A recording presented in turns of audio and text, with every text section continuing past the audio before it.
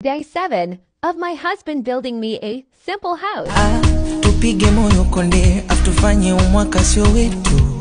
Tushahangaika sana ila bado tukatoka patupu. Unadaiwa kodi mwenye nyumba na kupanda kichwani. Mwambie fresh mzee, tutaonana mwakani. Yamekuja majanga mwaka huu, umefukuzwa kazini. So mwaka wako mzee, tuungane twende mwakani. Nimeota mwakani nitapata mpenzi, nitadumu naye. Alafu nitanunua renji, nitapanda naye. Kisha nitaanza ujenzi wa nyumba yangu mwenyewe. Mwakani unyonge siwezi, liwalo na liwe.